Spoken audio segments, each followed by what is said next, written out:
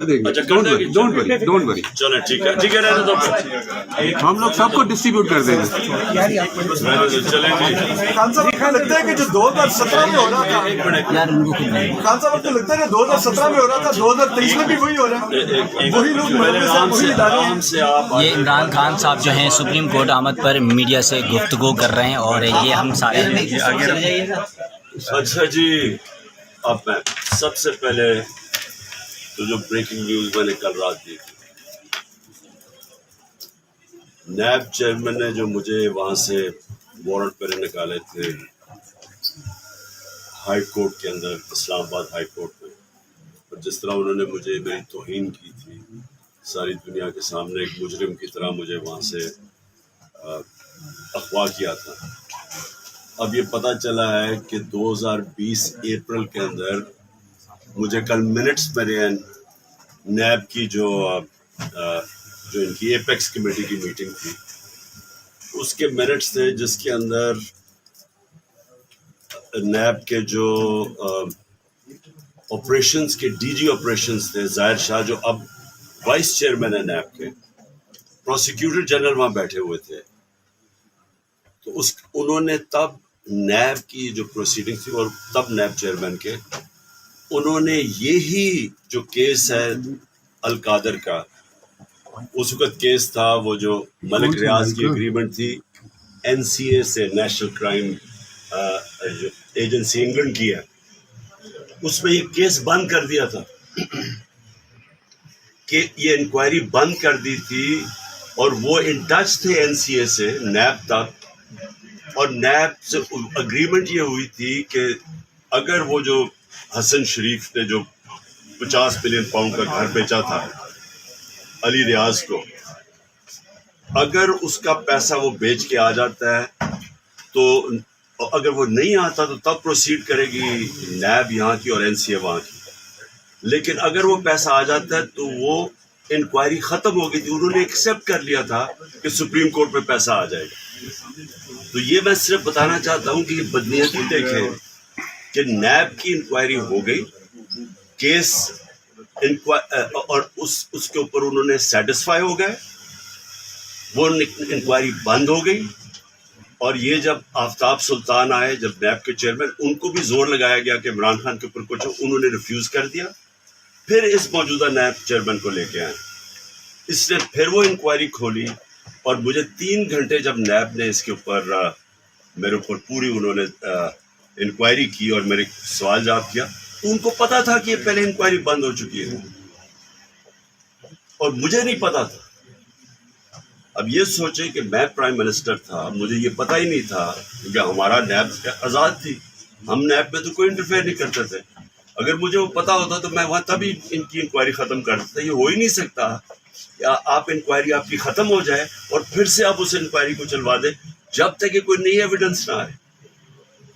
اس لیے میں نے پہلے ہرجانہ کیا ہوا ہے چیئرمین نیب کے اوپر. اب یہ میرا کیس فل پروف ہو گیا کہ اس نے بدنیتی کے اوپر سارا کیا تھا اور یہ جو سارا القادر کا اور یہ بھی میں بتا دوں کہ اب تک 3.5 سال میں 2 انہوں نے میرے پہ کرپشن کے کیس کے ایک ہے توشہ خانہ وہ میں ثابت کروں گا انشاءاللہ جب وقت یہ جب ہیئرنگ پوری ہوگی کہ میرا ایک چیز میں نے اس قانون کے دائرے میں لے کے کی اور میں یہ بھی اب کہوں گا کہ کھولیں پہلے پیچھے جو چوریاں لوٹ مار ہوئی ہے 4-5 گاڑیاں نکالی گئی ہیں توشہ خانہ سے 3 BMWs 1 مرسیڈیز اور 1 لیکسس سب سے مہنگی گاڑیاں 6.5 لاکھ کی نواز شریف نے مرسیڈیز لیے ہیں وہاں سے. یہاں پر تو عدالت میں ثابت کر دیں وہاں پہ پریس روم میں سارے اور بیٹھے ہوئے ہیں اور وہی جگہ ہے وہاں پہ آپ کے یہاں سے نکلنے میں ایسوسیشن کے صاحب یہاں سے نکل کے جانے میں 20 منٹ لگ جائیں گے یہاں سے نکل کے آنے جانے میں 20 منٹ لگ جائیں گے آپ کو. رش بہت ہے خان صاحب رش بہت ہے ادھر ہی ٹھیک ہے یار بس ادھر ہی ٹھیک ہے کر رہے تھے سر ہم کسی بھی کر دیں گے.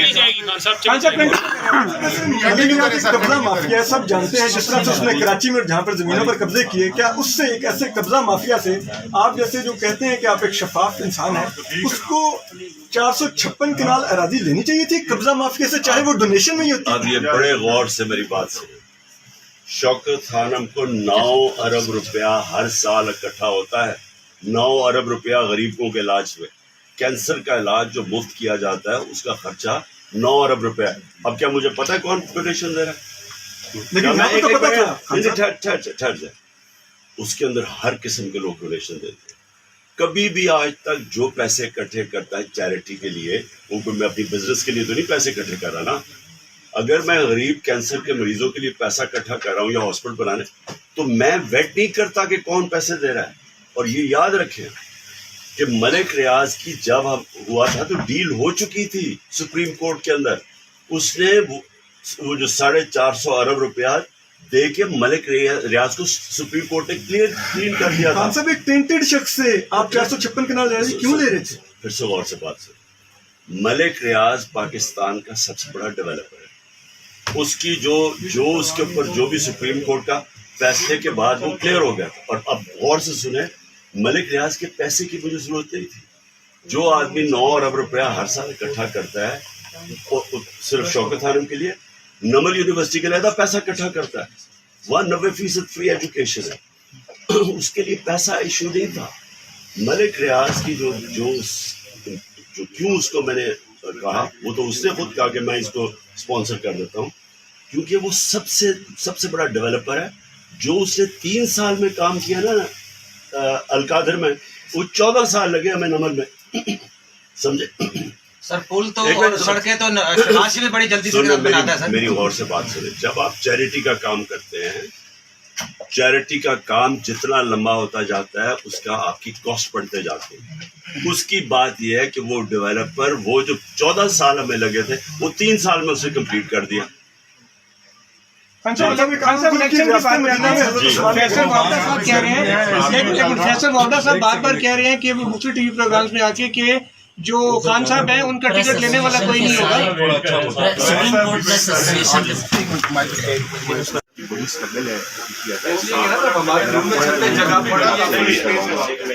वो पाकिस्तान की सबसे बड़ी राज करता है। सर आप बिल्कुल, तो मैं चाहूँगा सर उनकी एक मीटिंग आपके साथ अरेंज कर दूँ, वो बड़ी फायदे वाली होगी। मैंने बाहर निकाला खान साहब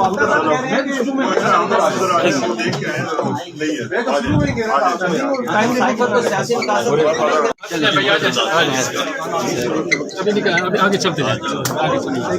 अब प्रेस रूम से ना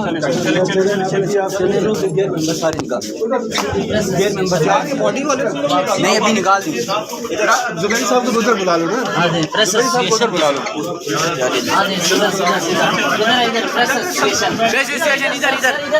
कोई अगर 4 सर वो भाई हम डिस्ट्रीब्यूट कर देंगे। अच्छा, डोंट वरी। चलो ठीक है, रहने दो। हम लोग सबको डिस्ट्रीब्यूट कर देंगे। चले